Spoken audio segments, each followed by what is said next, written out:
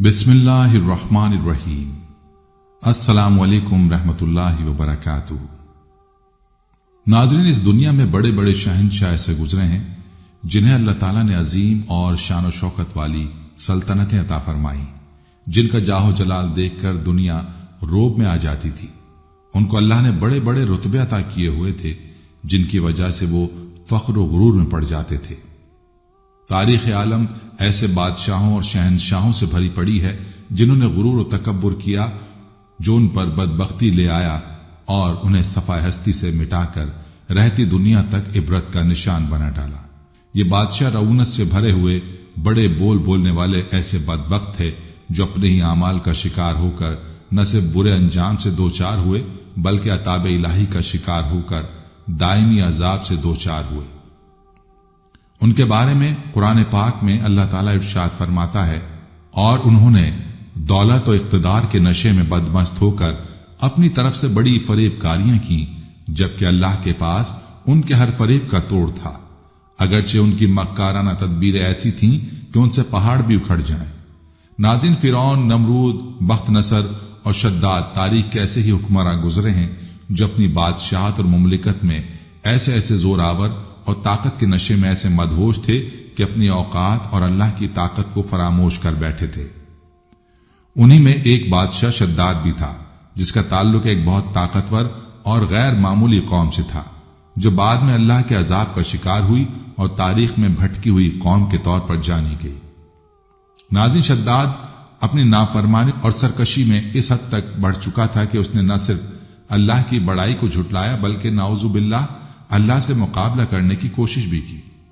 اللہ تعالیٰ نے اسے اس کی طاقت اور اختیار کو آزمانے کی پوری مہلت دی، لیکن اس کے بعد ایسا کیا ہوا کہ پوری تاریخ انسانیت میں شداد عبرت کا نشان بن کر رہ گیا۔ شداد کون تھا، اس کی نافرمانی اور سرکشی کس حد تک بڑھ چکی تھی، اس کی جنت اور اس کا دردناک انجام کیسے ہوا، یہ ساری معلومات ہم آپ کو آج کی ویڈیو میں بتائیں گے۔ آپ سے گزارش ہے کہ مکمل معلومات کے لیے ویڈیو کو آخر تک ضرور دیکھیں۔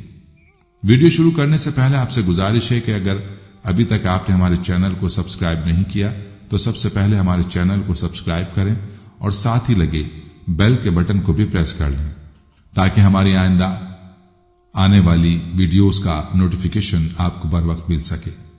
ناظرین، جدید تحقیق کے مطابق یہ قوم 3000 سال قبل مسیح سے لے کر پہلی صدی عیسوی تک موجود تھی، جس کا نام قوم عاد تھا۔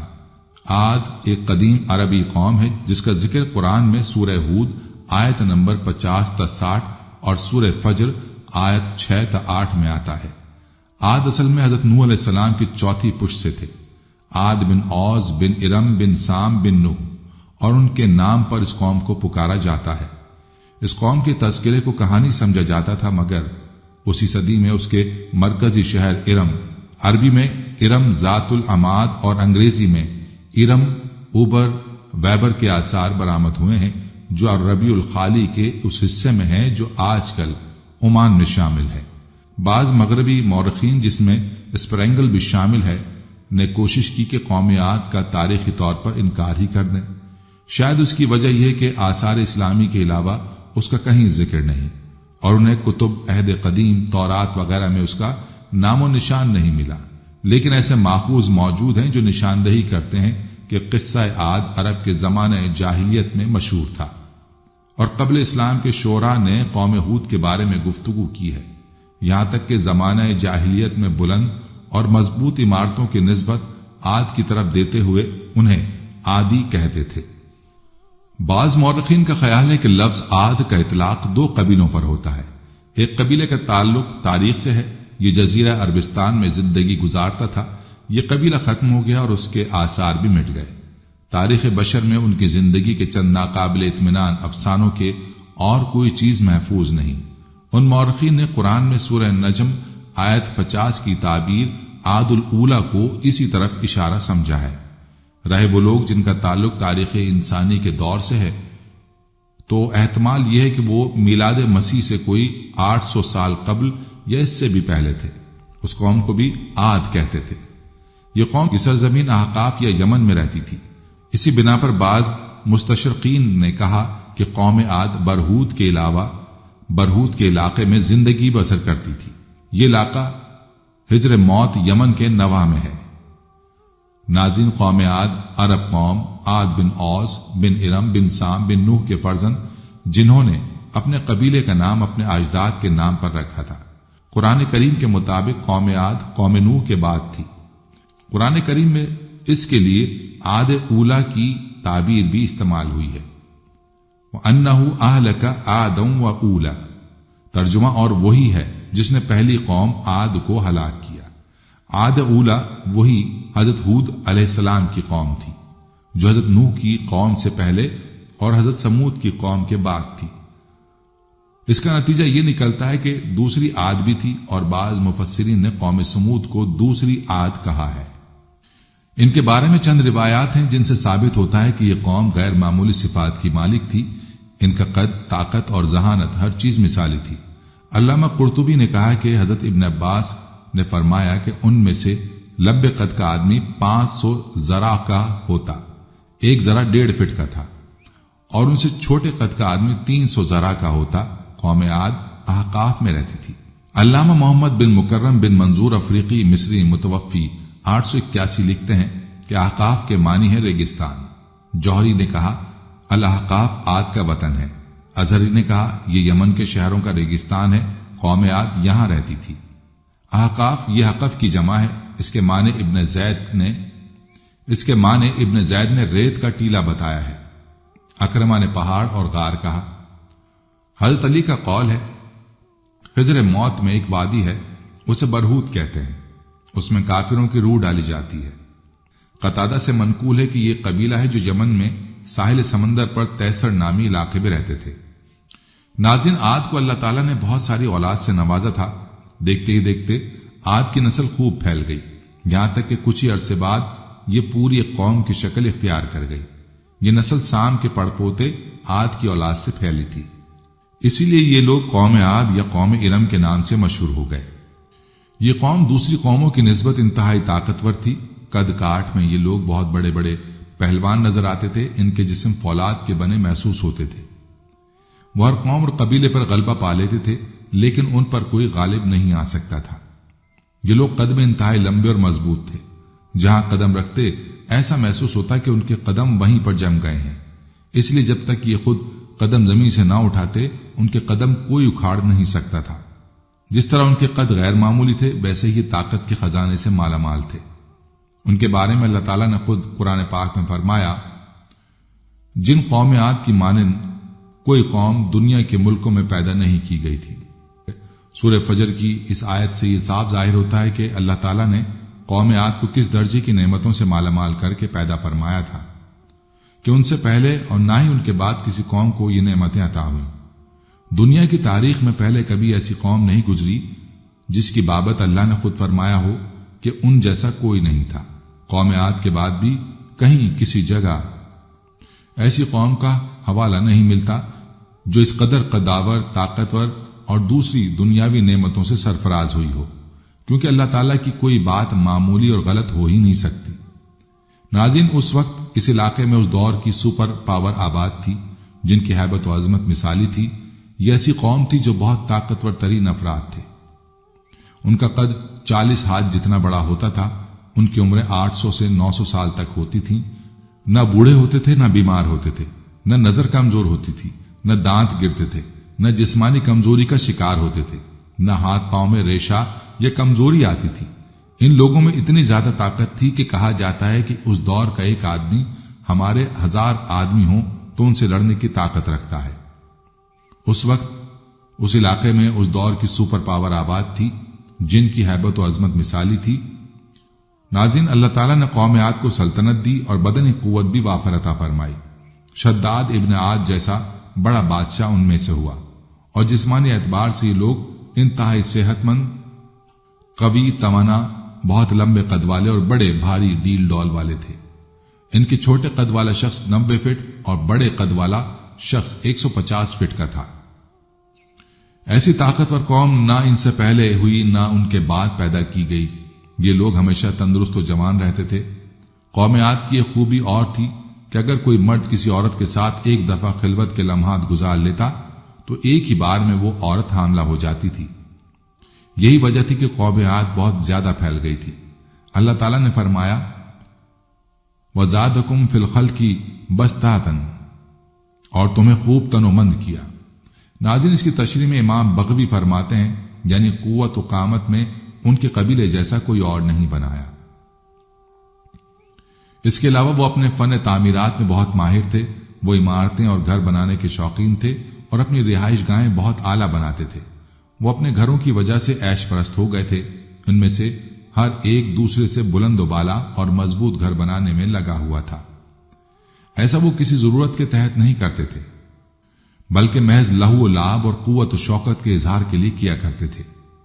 دوستو، یہ دنیا ہمیشہ رہنے کی جگہ نہیں ہے، لیکن وہ اپنا وقت برباد کر رہے تھے، اپنے مضبوط جسموں کو فضول کاموں میں لگا رہے تھے اور ایسے کاموں میں مشغول تھے جو دنیا اور آخرت میں بالکل بے فائدہ تھے۔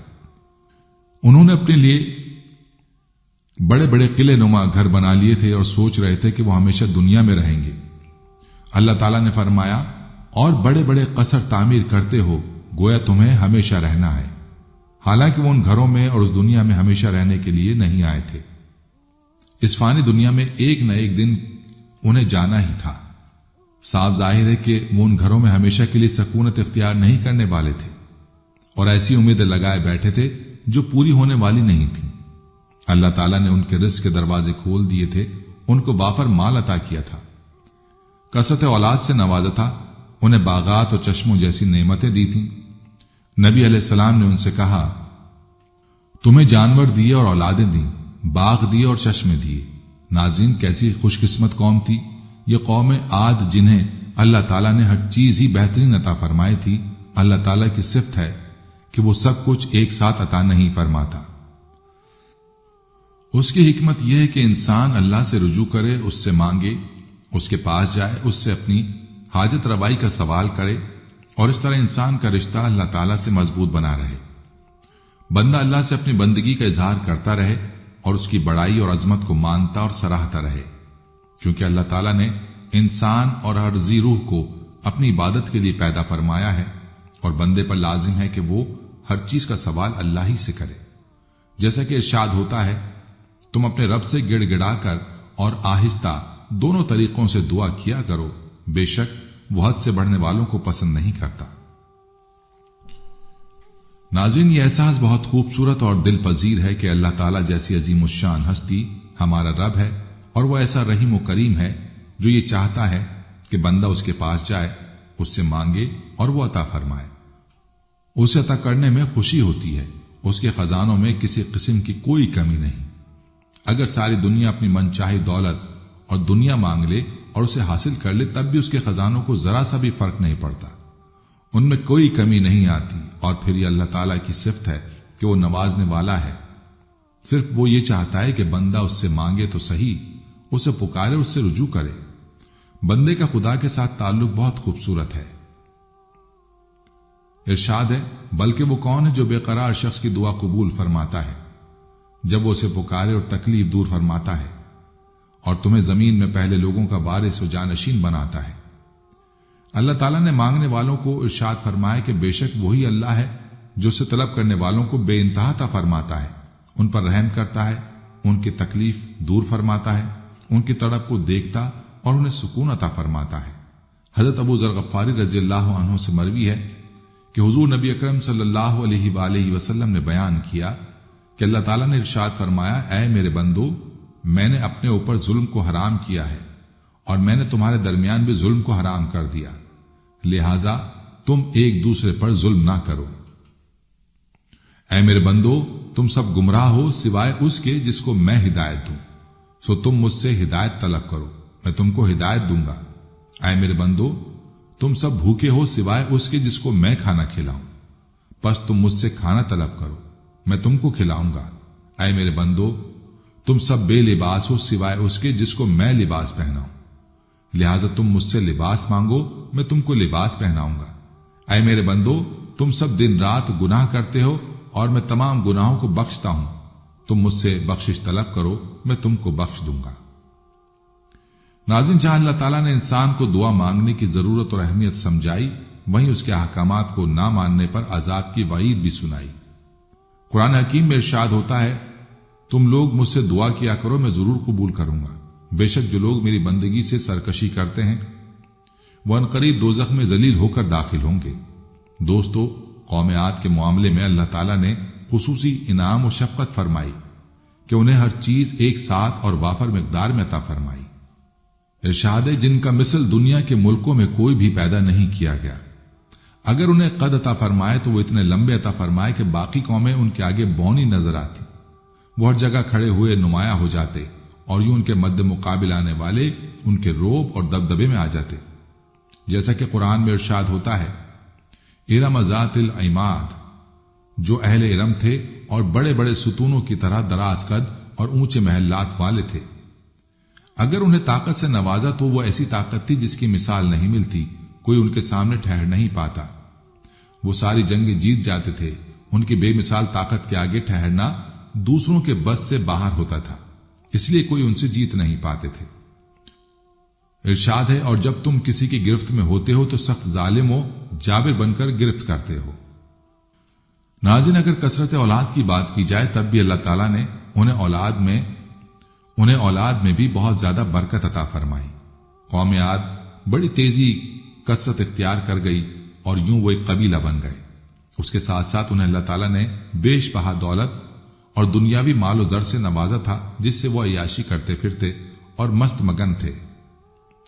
ارشاد ہے، کیا تم ہر اونچی جگہ پر ایک یادگار تعمیر کرتے ہو محض تخافر اور فضول مشغلوں کے لیے، اور تم تالابوں والے مضبوط محلات بناتے ہو اس امید پر کہ تم دنیا میں ہمیشہ رہو گے۔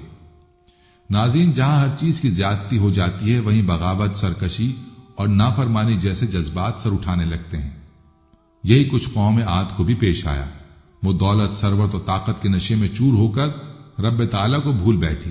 وہ قوم دنیاوی رنگینیوں میں اس قدر مگن ہو گئی تھی کہ وہ اپنے تئیں جو سوچ و فکر میں مبتلا ہو کر اس کو اس قدر اچھا محسوس کرتی تھی کہ گویا وہی حق ہے، اس کے سوا سب کچھ بیکار ہے، کیونکہ شیطان نے ان کے کرتوتوں کو ان کے سامنے آراستہ کر کے خدا کی راہ سے روک رکھا تھا اور وہ لوگ اسی کو بہتر سمجھا کرتے تھے۔ ناظرین، یہ لوگ دولت کو اپنے لیے بہت بڑا اعزاز سمجھنے لگے تھے۔ عمارات بنانے میں ان کو ملکہ حاصل تھا، اچھے سے اچھا اور اونچا مکان بنانا ان کا شوق اور ایک دوسرے کی ضد کی طرح تھی۔ اس کے علاوہ ان میں شرک اور بت پرستی رائج تھی، یہ اللہ کی وحدانیت کو جھٹلاتے اور واضح نافرمانی کرتے۔ ان میں قوم لوط کی طرح زناکاری بھی پھیل چکی تھی، یہ سر عام بدکاری کا ارتکاب کرتے اور پھر جس عورت سے زنا کیا ہوتا اسے قتل بھی کر دیتے، یعنی پہلے گناہ کبیرہ کرتے پھر قتل ناحق کے مرتکب ہو جاتے۔ یہ سب باتیں وہ گناہ تھے جن سے یہ اللہ کی زمین بھر رہے تھے، اس لیے قریب تھا کہ ان پر عذاب الہی نازل ہو جائے۔ لیکن اللہ تعالیٰ کا اصول ہے کہ کسی بھی قوم پر ایک دم عذاب نازل نہیں فرماتا، بلکہ پہلے اس قوم میں سے ایک نبی ان پر بھیجتا ہے تاکہ وہ نبی اپنی قوم کو اللہ کے عذاب سے ڈرا سکے، ان پر گناہوں کی وجہ سے عذاب الہی نازل ہونے کا خوف دلا سکے اور اچھے اعمال کرنے کے صلے میں انہیں اجر عظیم کی خوشخبری سنا سکے۔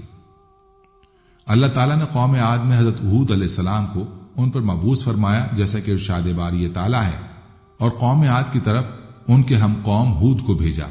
ہود نے فرمایا، اے میری قوم، اللہ کی عبادت کرو، اس کے سوا کوئی تمہارا معبود نہیں، تو کیا تم ڈرتے نہیں؟ سورہ اعراف آیت 65۔ ناظرین، حضرت ہود علیہ السلام نے ان سے فرمایا، اے میری قوم، تم اللہ کی عبادت کرو، اس کے سوا کوئی تمہارا معبود نہیں، کیا تمہیں اللہ عز و جل کے عذاب سے ڈر نہیں لگتا؟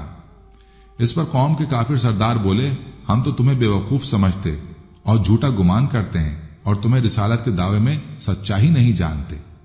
کفار کا حضرت ہود علیہ السلام کی بارگاہ میں یہ گستاخانہ کلام کہ تمہیں بے وقوف سمجھتے ہیں، جھوٹا گمان کرتے ہیں، انتہائی درجے کی بے ادبی اور کمینگی تھی، اور وہ اس بات کے مستحق تھے کہ انہیں سخت ترین جواب دیا جاتا، مگر حضرت ہود علیہ السلام نے اپنے اخلاق و ادب اور شان حلم سے جو جواب دیا اس میں شان مقابلہ ہی نہ پیدا ہونے دی اور ان کی جہالت سے چشم پوشی فرمائی۔ چنانچہ فرمایا، اے میری قوم، بے وقوفی کا میرے ساتھ کوئی تعلق نہیں، میں تو رب العالمین کا رسول ہوں، میں تو تمہیں اپنے رب عز و جل کے پیغامات پہنچاتا ہوں اور تمہارے لیے قابل اعتماد خیر خواہ ہوں۔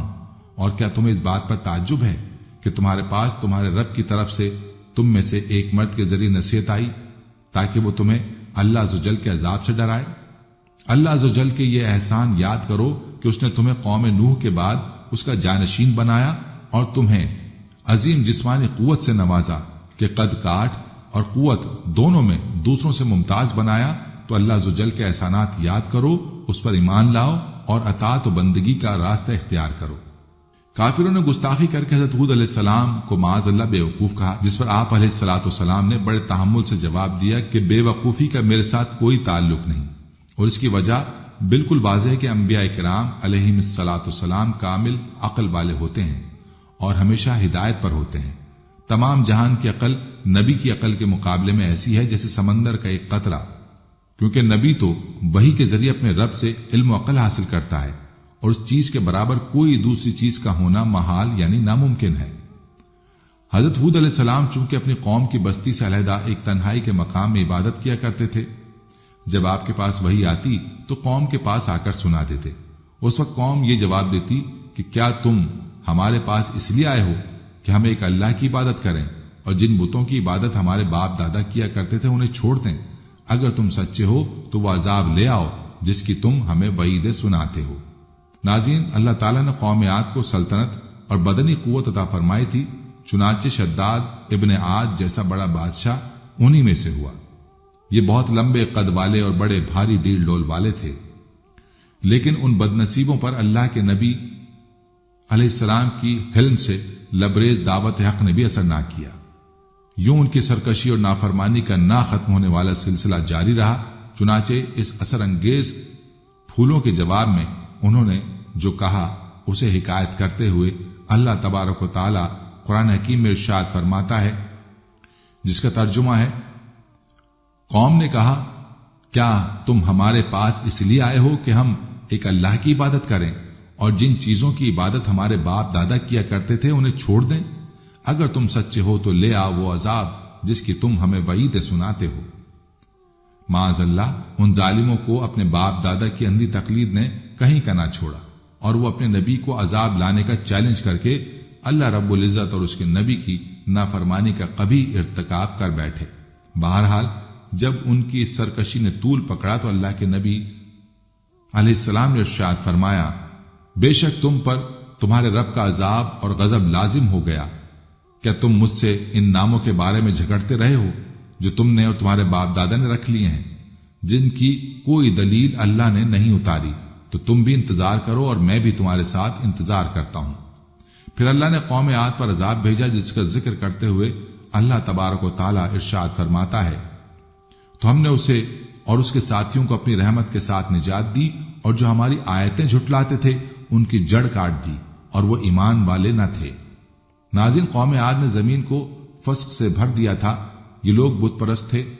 ان کے ایک بت کا نام صدائی اور ایک کا سمود اور ایک کا ہبائی تھا۔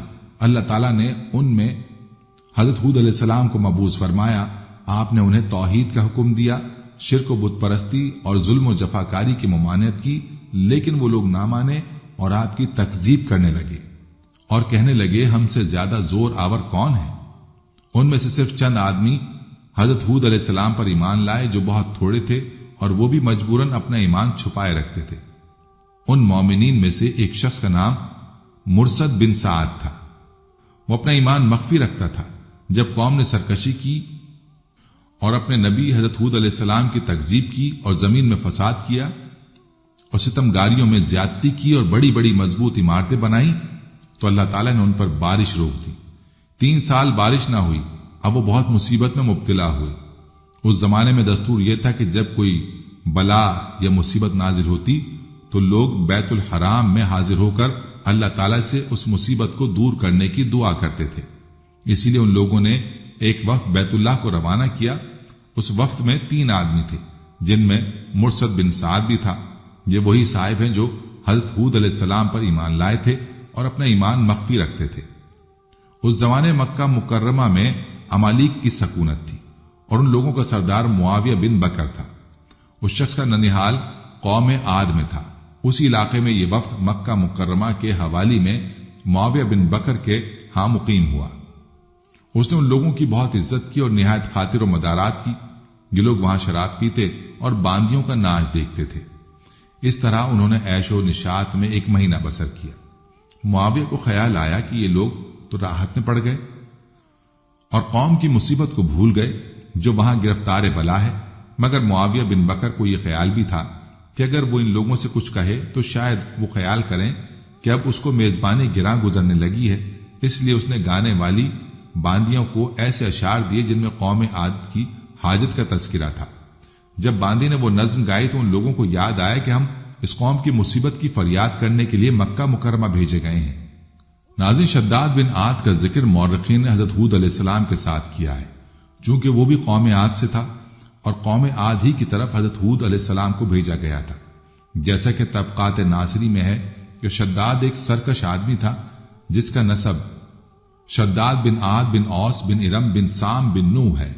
عاد کے 2 بیٹے شداد اور شدید تھے۔ وہ دونوں بادشاہ بنے اور سب پر غالب آ گئے۔ پھر شدید مر گیا اور تمام حکومت شداد کو مل گئی۔ وہ دنیا کا بادشاہ ہوا۔ اس زمانے کے بادشاہ اس کے ماتحت ہو گئے تھے۔ ناظرین، شداد بادشاہ ایک سرکش اور بے رحم بادشاہ تھا۔ اس کا تعلق بھی قوم عاد سے تھا۔ اس کی سلطنت بہت بڑی تھی جس کے بل بوتے پر اس نے خود کو خدا سمجھ لیا تھا۔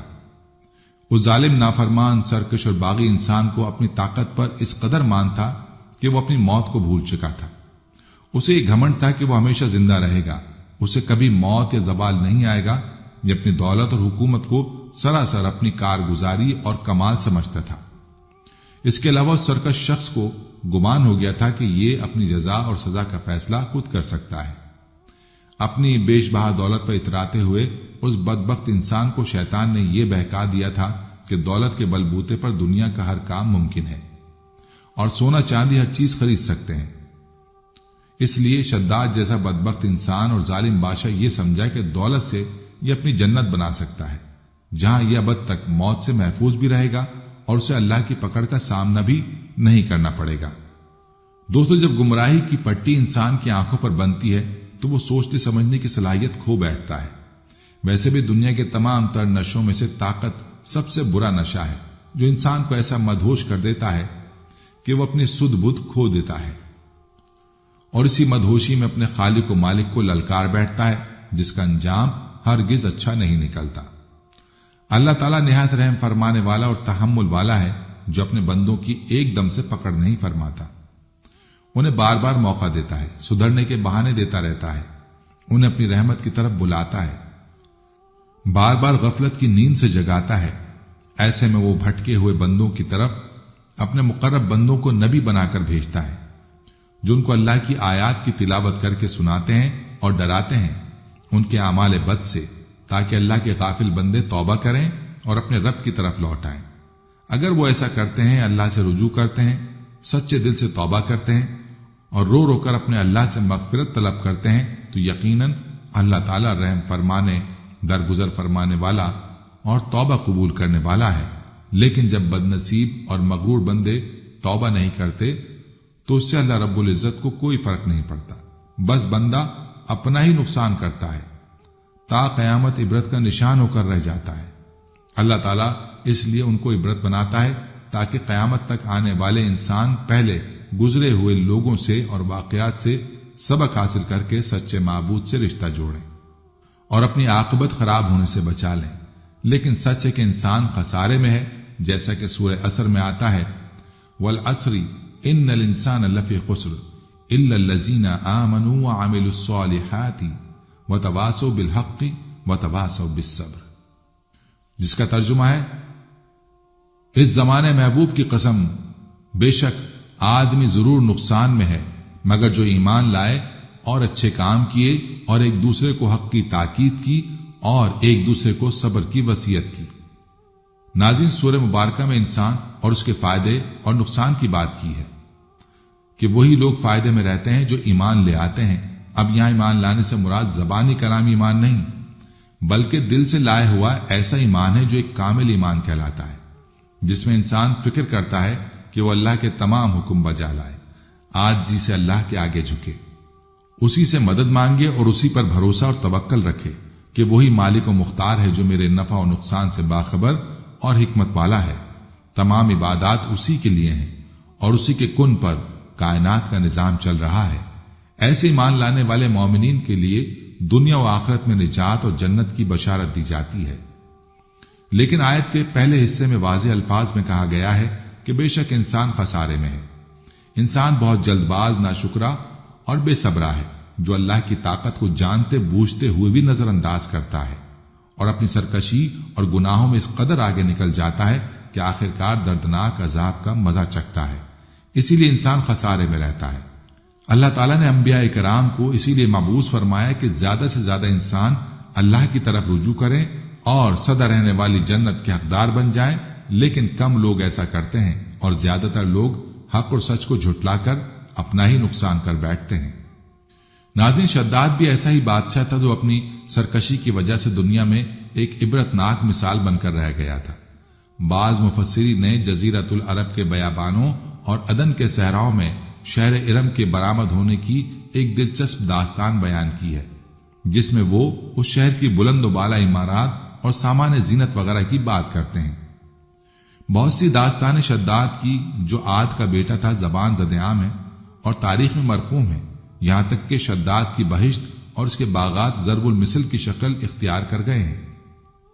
دوستو، تاریخ میں ہر قصے کے بارے میں مختلف روایات ملتی ہیں، لیکن ان کی صحت بیان کے بارے میں کوئی حتمی بات نہیں کی جا سکتی۔ لیکن قارئین کی دلچسپی کے لیے شداد بادشاہ سے جڑی روایات بیان کرتے ہیں۔ نیلے بے کراں سمندر میں ایک چھوٹا سا جہاز اپنی منزل کی جانب رواں دواں تھا۔ جہاز میں بہت سارے مسافروں کے علاوہ ایک عورت ایسی بھی تھی جس کے یہاں اسی وقت بچہ پیدا ہونے والا تھا۔ پرسکون سمندر میں اچانک یہ لہریں اٹھنے لگیں اور ساتھ ہی ہوا بھی تیز ہو گئی، اور دیکھتے ہی دیکھتے ہوا نے طوفان کا رخ اختیار کیا اور سمندر سے اٹھنے والی لہروں سے ٹکرا ٹکرا کر اسے ہچکولے کھانے پر مجبور کر دیا۔ سبھی مسافر حیران و پریشان سمجھنے کی کوشش کر رہے تھے کہ اچانک ہی موسم نے اپنا مزاج کیسے بدل لیا۔ طوفان بڑھتا جا رہا تھا، مسافر زندگی کی دعائیں مانگ رہے تھے، لیکن اللہ تعالیٰ کو کچھ اور ہی منظور تھا۔ ہوا کے تیز جھکڑوں اور سمندر کی طاقت پر موجوں نے جہاز کو توڑ کر ٹکڑوں میں بدل دیا۔ جن مسافروں کو تیرنا آتا تھا وہ تیر کر اپنی جان بچانے کی جی توڑ کوشش کر رہے تھے۔ وہ عورت جس کا بچہ پیدا ہونے والا تھا جہاز ڈوبنے کے خوف اور طوفان کی دہشت سے بے ہوش ہو چکی تھی اور جہاز کے ٹوٹے ہوئے ایک تختے پر پڑی ہوئی تھی، اور یہ تختہ بے اتھا سمندر میں تیز لہروں کے سارے بہتا چلا جا رہا تھا، اور اسی حالت میں عورت کے ہاں بچہ پیدا ہوا، اور ولادت کے اگلے ہی لمحے اللہ تعالیٰ کی طرف سے ملک الموت کو حکم ہوا کہ اس عورت کی روح قبض کر لی جائے۔ حکم کی تعمیل پلک جھپکنے سے قبل ہوئی اور وہ بچہ بے سر و سامانی کی حالت میں اکیلا ہی تخت پر پڑا رہا۔ وہ تختہ کئی دنوں بعد کنارے پر آ لگا۔ کنارے پر موجود ایک مہتر نے جو یہ دل سوز نظارہ دیکھا تو لپک کر بچے کو اٹھا لیا اور میت کو وہیں قریب زمین کھود کر دفن کر کے بچے کو اپنے ساتھ گھر لے آیا۔ مہتر جب بچہ لے کر گھر پہنچا تو بچے کو دیکھ کر اس کی بیوی بہت خوش ہوئی، کیونکہ اس کے ہاں کوئی اولاد نہ تھی، اور انہوں نے اس بچے کا نام شداد رکھا۔ مہتر اور اس کی بیوی اس بچے کو لاڈ پیار سے پرورش کرنے لگے، یہاں تک کہ وہ 7 برس کا ہو گیا۔ اتنی کم عمر میں شداد نہایت ذہین، عقل مند اور چالاک بھی تھا۔ ایک روز گاؤں کے باہر شداد بچوں کے ساتھ کھیل رہا تھا۔ اچانک ہی شور اٹھا کہ بادشاہ کی سواری آ رہی ہے۔ یہ سنتے ہی سارے بچے بادشاہ کے ڈر سے بھاگ گئے، لیکن شداد وہیں قریب ایک ٹیلے کے اڈے میں چھپ کر بادشاہ کی سواری اور شاہی لشکر کا نظارہ دیکھنے لگا، یہاں تک کہ تمام لشکر گزر گیا اور بادشاہ کی سواری گزرنے کے بعد کچھ پیادے گری پڑی چیزوں کی خبر گیری کے واسطے لشکر کے پیچھے پیچھے آئے۔ ان پیادوں میں سے ایک پیادے نے راستے میں ایک پوٹلی پڑی ہوئی پائی۔ اس نے جب پوٹلی کو کھول کر دیکھا تو اس میں ایک سرمے دانی تھی۔ وہ پیادے اپنے ساتھیوں سے بولا، میں نے سرما پایا ہے، اگر تمہاری اجازت ہو تو میں اپنی آنکھوں میں لگاؤں، کیونکہ میری بینائی بھی کچھ کمزور ہو گئی ہے، شاید اس سے کچھ فائدہ ہو جائے۔ اس کے ساتھیوں نے جواب دیا، اول تو راستے میں پڑی ہوئی چیز اٹھانا ہی نہیں چاہیے، خیر اب تو اٹھا لی ہے تو بغیر آزمائے ہوئے آنکھوں میں ہرگز مت لگانا، کبھی فائدے کے نقصان نہ ہو جائے، پہلے کسی اور کی آنکھوں میں لگا کر دے۔ یہ سن کر پیادے نے ادھر ادھر دیکھا تو اسے شداد ایک ٹیلے کے اوٹ میں کھڑا نظر آیا۔ پیادے نے اسے بڑے پیار سے بلایا اور کہا، بیٹا ہم تیری آنکھوں میں سرما لگا دیں تاکہ تیری آنکھیں اچھی لگیں۔ شداد نے پیادے سے سرما دانی اور سلائی لے کر اپنی آنکھوں میں سرما لگایا۔ سرما لگاتے ہی شداد کے 14 طبق روشن ہو گئے۔ اسے زمین کے اندر چھپے ہوئے تمام خزانے بالکل اسی طرح نظر آنے لگے جیسے صاف شفاف پانی میں چیزیں نظر آتی ہیں۔ شداد حد سے زیادہ چالاک تو تھا ہی، لہذا اپنی چالاکی اور عقل مندی سے چلایا، اے خانہ خراب ظالموں، تم نے میری آنکھیں پھوڑ دی، ہائے میں اندھا ہو گیا، یہ میری آنکھ میں کیسا زہر لگا دیا، ہائے اب میں بادشاہ کے پاس جا کر فریاد کروں گا اور تم کو سزا دلواؤں گا۔ پیادوں نے جو یہ سنا تو مارے خوف کے سرما وہیں چھوڑ کر گرتے پڑتے اپنی جان بچانے بھاگ کھڑے ہوئے، اور شداد اپنی چالاکی اور پیادوں کی بزدلی پر خوب ہنسا اور سرما دانی لے کر اپنے گھر آ گیا اور اپنے باپ سے سارا واقعہ بیان کر دیا۔ مہتر اپنے بیٹے کی ہوشیاری سے بہت خوش ہوا اور بولا، رات کو جب سب لوگ سو جائیں تو ہم اپنے بھروسے کے مزدوروں کے ساتھ پھاوڑے وغیرہ لے کر چلیں گے، اور جہاں بھی تجھ کو خزانے نظر آئیں ہم وہاں سے کھود کر نکال لیں گے اور اپنے گدھوں اور خچروں پر لاد کر خزانہ لے آئیں گے۔ اس طرح شداد نے بہت سا مال اور دولت اور جواہر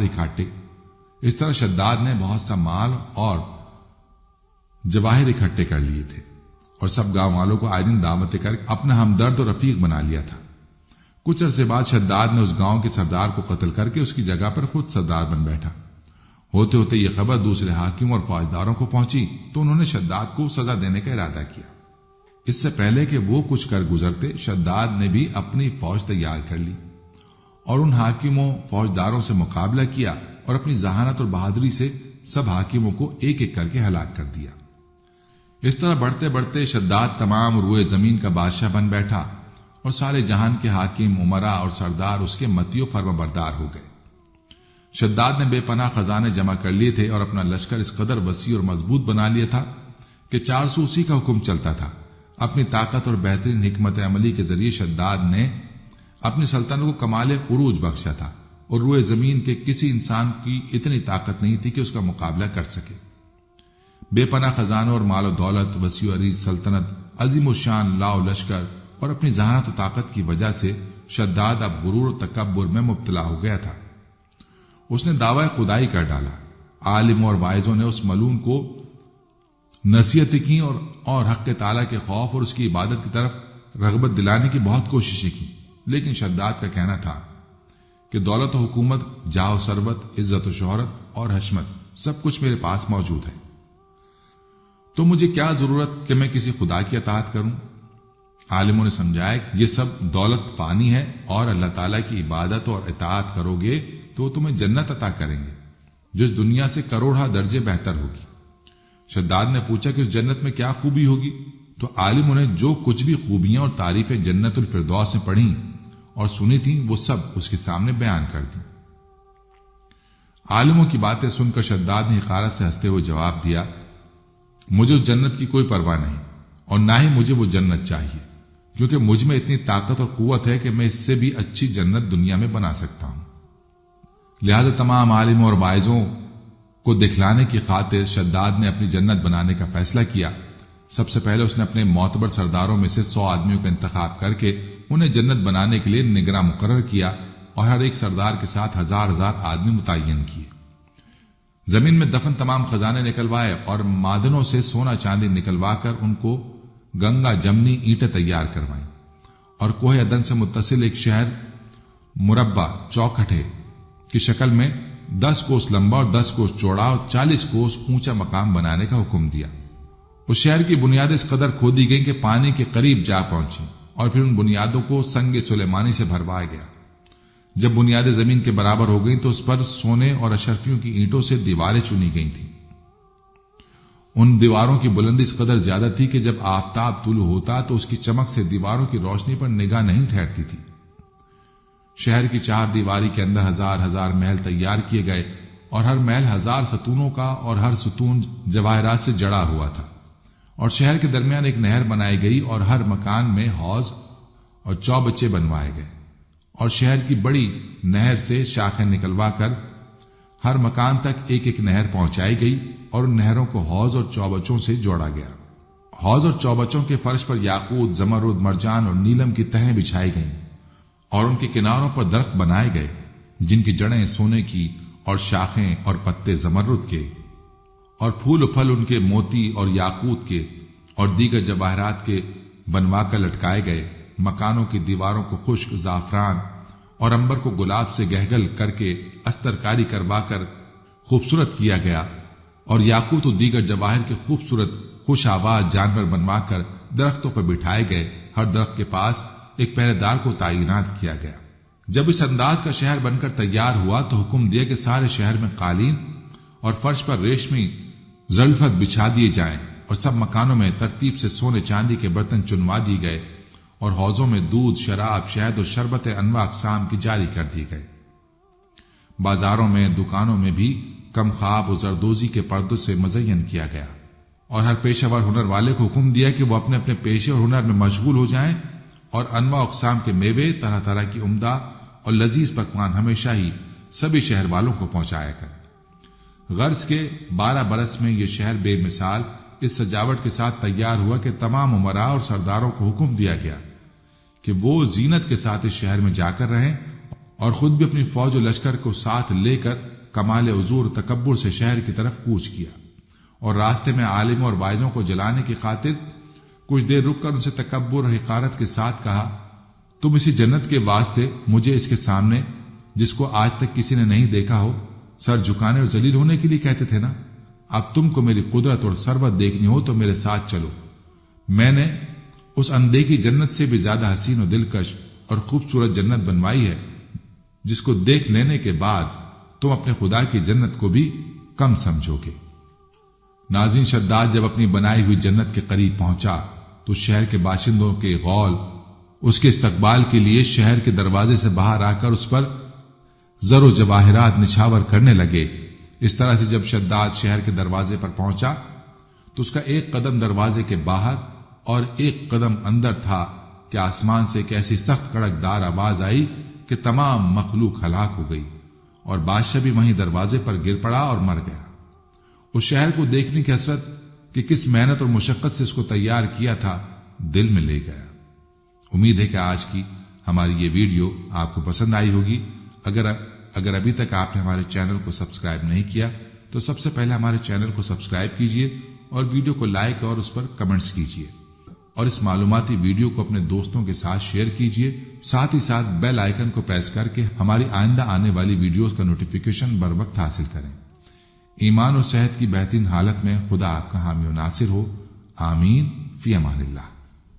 आखिर में प्यारे दोस्तों, हमने हर वीडियो के इख्तिताम पर एक दुआ का सिलसिला शुरू किया हुआ है। जो भी इस दुआ में शामिल होगा, मेरा यह दावा है कि अल्लाह करीम उसकी तकदीर को बदल देगा। पहले मेरे तमाम साथी, माएं, बहनें सब मिलकर मेरे साथ दुरूद शरीफ पढ़ लें और कसरत के साथ कमेंट्स में आमीन लिखें। अल्लाह इस आमीन को लिखने की बरकत से आपकी और मेरी तकदीर बदल देगा। दुरूद इब्राहिमी पढ़ लें।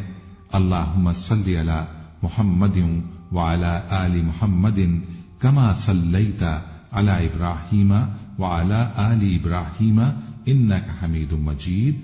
अल्लाहुम्मा बारिक अला मुहम्मदिन व अला आलि मुहम्मदिन कमा बारकता अला इब्राहीमा व अला आलि इब्राहीमा इन्नका हमीदुम मजीद। ऐ अल्लाह, हम तेरे गुनाहगार बंदे, हम तेरे खताकार बंदे, हम तेरे आजिज बंदे तेरी पाकी बयान करते हैं और तेरे आगे दुआ के लिए हाथ फैलाते हैं।